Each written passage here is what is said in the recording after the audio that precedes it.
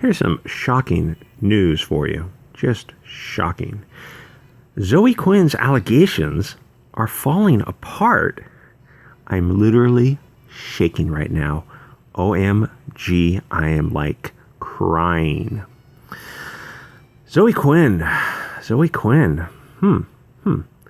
Allegations falling apart. That's hard to believe. She is a paragon of virtue, truth, justice, and while not the American way, perhaps the Zoe Quinn way. Note, Zoe Quinn's full statement on Alec Holowaka, I'll just call him Alec, appears at the bottom of this article. Activist Zoe Quinn. Maybe self-promoter is a better, maybe con artist? Alleged con artist. Though I did hear she collected some money for a project that she hasn't quite fulfilled. But, hey, maybe in a few years she will get around to fulfilling it.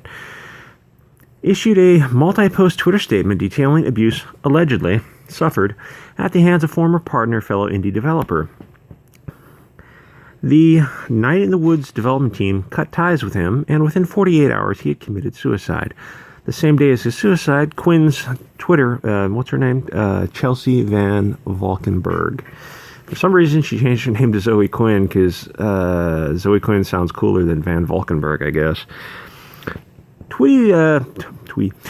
Zoe's account was deleted. Returned shortly thereafter under a protected lock, which enabled only a few select people to access the tweets. A source with access, you should always follow these people.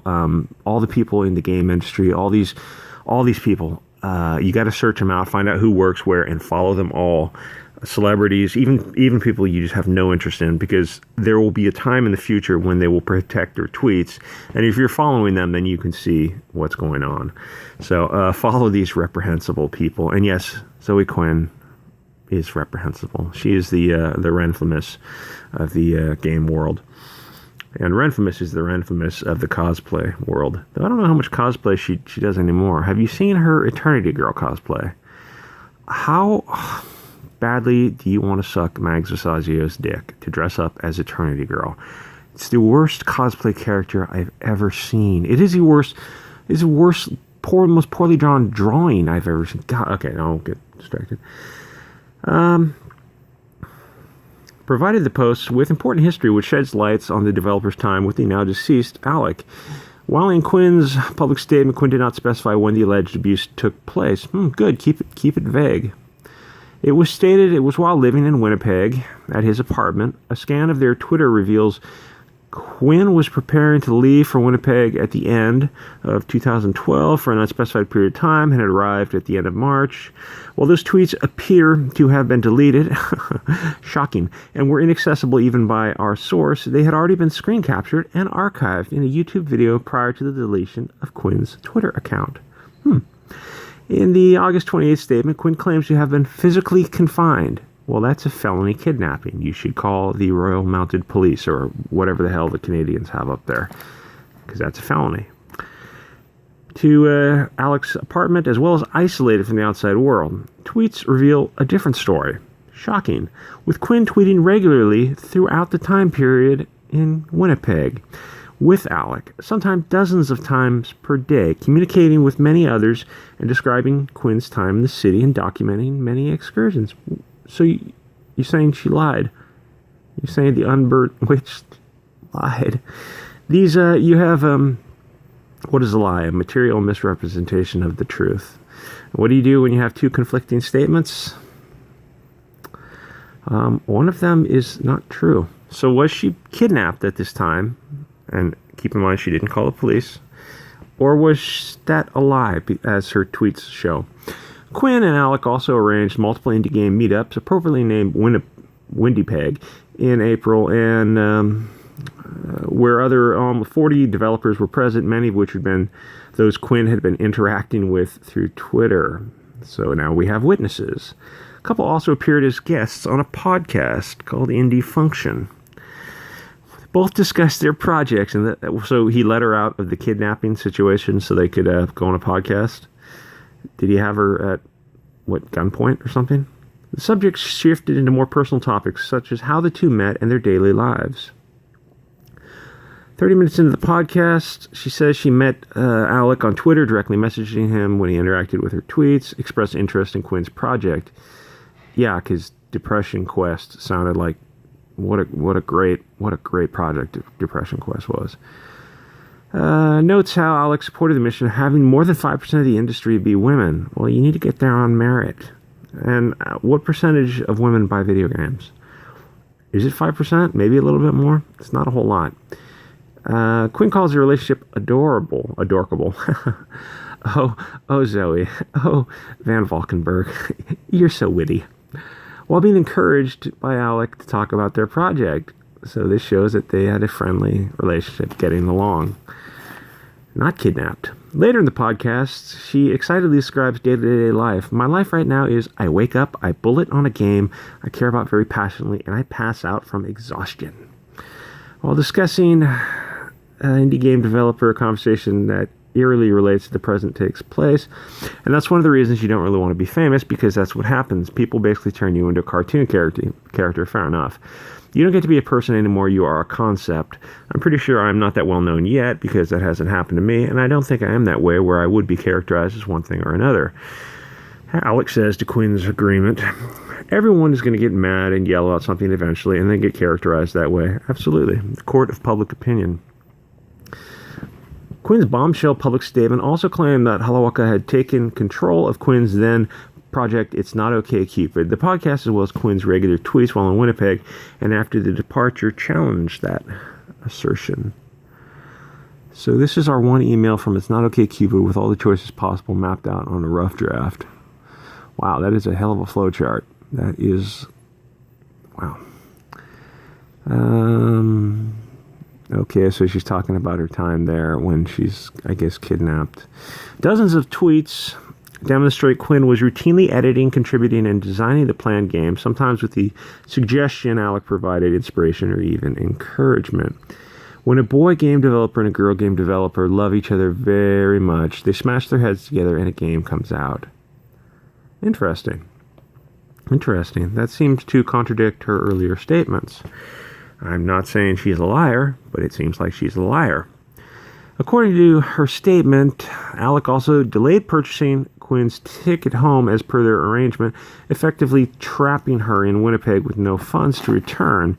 She states that a roommate who was frightened asked if Quinn needed help getting out. So his roommate is frightened of what? Of him? The roommate is frightened?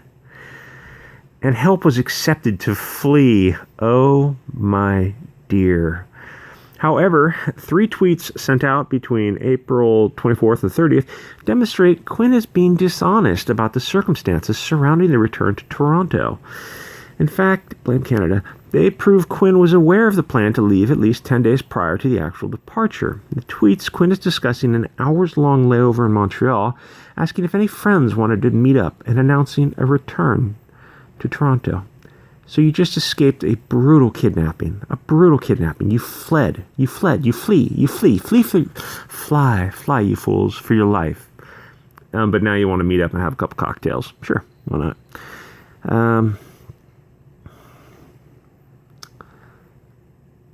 You'd think you'd tell your story, or at least, I don't know, call the police, but no, you're looking for probably a free drink and a free dinner. In her statements, Quinn also says that upon the rapid, anxious escape, kind of reminds me of when Hillary Clinton was landing her helicopter under sniper fire, and she said when they had to run from the helicopter and keep their heads down to avoid sniper fire, and then the video comes out and shows that they were shaking hands and signing autographs. So, why would you lie about something that is so easily disproven? There's so much evidence to the contrary, and you insist on lying. That just means that it's true in your mind, or you're completely unfamiliar with the truth is.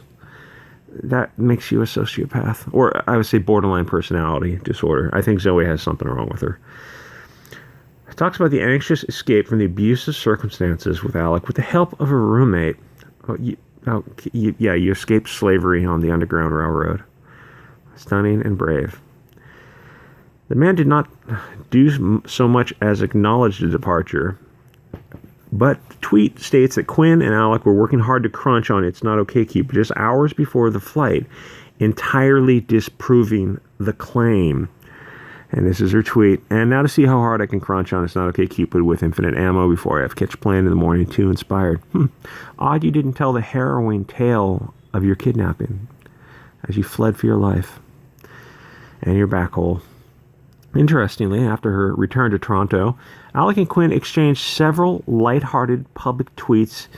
This must be Stockholm Syndrome. Simply, there's no way that Quinn could be lying about this. I mean, it's just Stockholm Syndrome. She's been brainwashed into idolizing her abuser, the person who marginalized and oppressed her. Obviously, I mean, there's no way she can't not be the victim. I mean, you're saying she's in the wrong, and Alec is actually the victim of her evil machinations? Yes, that's what we're saying. The last tweet shared between Alec and Quinn was sent on May 10th and was a single hi from Quinn. Whether or not he responded is unknown due to the locked status of his account. Statements issued after Alec's death demonstrate that it was well known that they were concerned about his mental health, concerns stemming from long before her public accusations surfaced. So she knew, or she might have had knowledge, that he was in a fragile mental state. And she was the proximate cause. She the actual cause of his death? No, he was the actual cause of his death. Was she the proximate cause of his death? But for her actions, would he have committed suicide? Maybe she was the proximate cause of his death. She got whipped up an outrage mob, and to someone who is in a mentally unwell, yes, she probably was the proximate cause of his suicide. Does that make her guilty of murder? No. Manslaughter? Well, she didn't intend to kill him. Probably not. I mean, there's no way of proving intent to kill or intent to commit grievous bodily injury. Did she intend the act that she committed that had a high likelihood of his committing suicide? Maybe. But you know what? This is in Canada, so I don't know Canada manslaughter. Felony murder rule, murder 1, murder 2, voluntary manslaughter, involuntary manslaughter, sometimes negligent homicide. Maybe the Canadians could do something with it. But Zoe Quinn is probably above such things. She has special status. Anyway, I'm already at 12 minutes. Okay, this is a long article talking about what a scumbag she is. And yeah, she's a scumbag. This goes on. Oh, God, look at her. I'm back. Zoe Quinn returns, posts odd messages, creepy old messages wanting vengeance. Take them down and bury them. What an absolute sociopath. Who does she remind me of? Who's that chick who ran for Congress? Anyway, this is on the postmillennial.com. Check it out. Like, comment, subscribe, guys. I'll see you next episode.